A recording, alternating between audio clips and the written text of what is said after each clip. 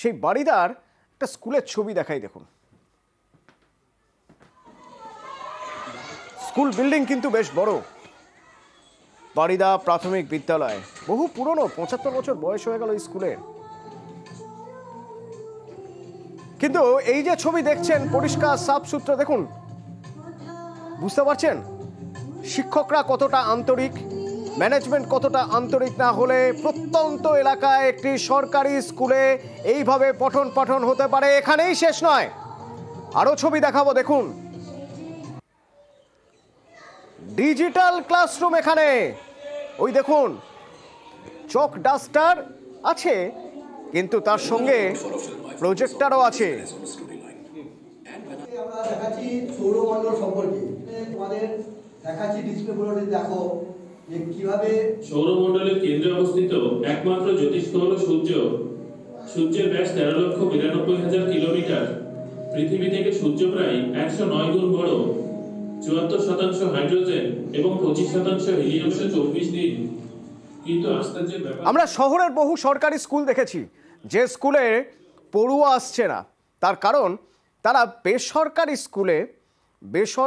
স্কুলে তারা যে পরিষেবা পাচ্ছে, পড়ার জন্য ডিজিটাল ক্লাসরুম পাচ্ছে, সাফ সুতরো পড়ার আধুনিক পরিবেশ পাচ্ছে, সেই পরিবেশ সরকারি স্কুল দিতে পারছে না। খাস কলকাতায়, শহরের বুকেও, প্রত্যন্ত গ্রামে, সেখানে কিভাবে হলো? সুজিত প্রতিনিধি আমার সঙ্গে রয়েছেন। সুজিত, বাড়িদা তো পথ দেখাচ্ছে, বাড়িদার এই স্কুল পথ দেখাচ্ছে, কিভাবে সম্ভব?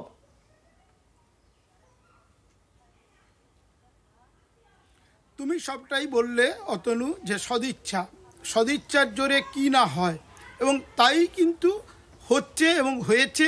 যেটা কিনা স্কুলের বয়স যেখানে ৭৫ বছর, যেখানে কিনা গেল রব শুনি আমরা খবরে তুলেও আনি, মানুষের হতাশা দেখি, সেখানে এই যে স্কুল, সে স্কুল কিন্তু পথ দেখাচ্ছে। এবং সেটা পথ দেখাচ্ছে কিভাবে না, তারা উদাহরণ হয়ে উঠছে। কারণ স্কুলটাকে তারা পরিকাঠামোগত উন্নয়ন যেমন করছেন, তেমন কিন্তু নিজেদের ইচ্ছায় পড়াশোনায় আধুনিকতার ছোঁয়াও আনছেন।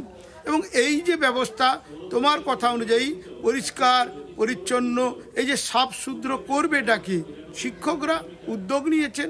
উপলক্ষ ৭৫ বছর, কিন্তু এই ৭৫ বছরের স্কুলে যেটা দেখা গেল কি, যে তারা তিলে তিলে নিজেরা উদ্যোগ নিয়ে স্কুলটাকে একটা যেন বলা যায় যে উদাহরণ করে তুলতে চাইছেন। সুন্দর স্কুল, সুন্দর পঠন পাঠন ব্যবস্থা, আধুনিক পরিকাঠামো, আর পড়াশোনাতেও আধুনিক ব্যবস্থা। খুশি পড়ুয়ারা, সঙ্গে থাকো, হেডমাস্টার মশাইয়ের কথা শুনবো। শুধু একটু সঙ্গে থাকো প্লিজ। বিগত কয়েক বছর ধরে ভীষণভাবে ড্রপ আউটের সংখ্যা বাড়ছে, স্কুলমুখী হচ্ছে না বাচ্চারা।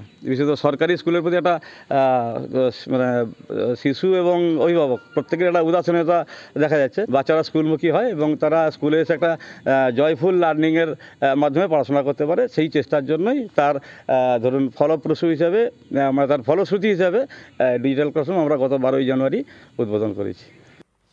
সুজিত, স্কুল ছুটের সংখ্যা বাড়ছিল, সেই সংখ্যা আটকানোর জন্যই, স্কুল ছুটের পরিমাণ যাতে কমে তার জন্য এই চেষ্টার কথা বলছিলেন প্রধান শিক্ষক। আমার এখানে প্রশ্ন যে এই স্কুল ছুটের সংখ্যা সত্যি কমানো সম্ভব হলো? অভিভাবক, ছাত্ররা, মানে পড়ুয়ারা যারা রয়েছে, তারা উৎসাহ পাচ্ছে?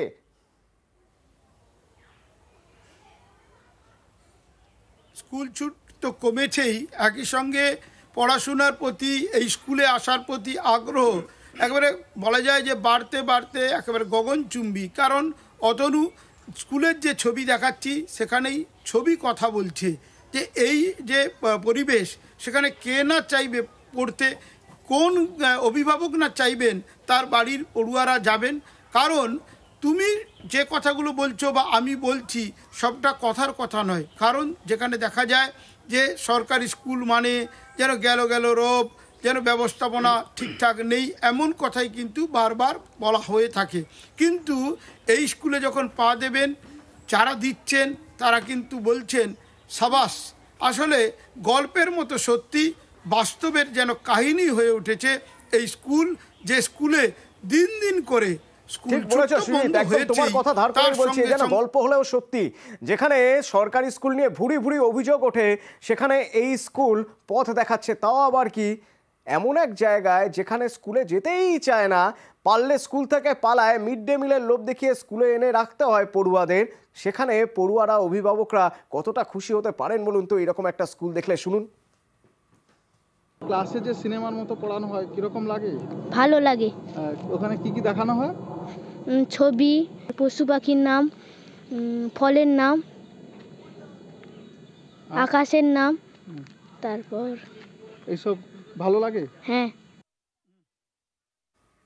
এটা আমাদের খুবই ভালো লাগছে, খুবই আনন্দের বিষয়, গর্বের বিষয়। মানে বরিদা প্রাথমিক বিদ্যালয়ে যে একজন প্রাথমিক বিদ্যালয় হয়ে যে এটা মাস্টারমশাইরা শুরু করেছেন, আমাদের খুবই ভালো লাগছে। বাচ্চারা খুবই আনন্দের সঙ্গে এখানে পড়াশোনা করতে আসছে, খুবই আনন্দ পাচ্ছে, আমরাও খুব খুশি।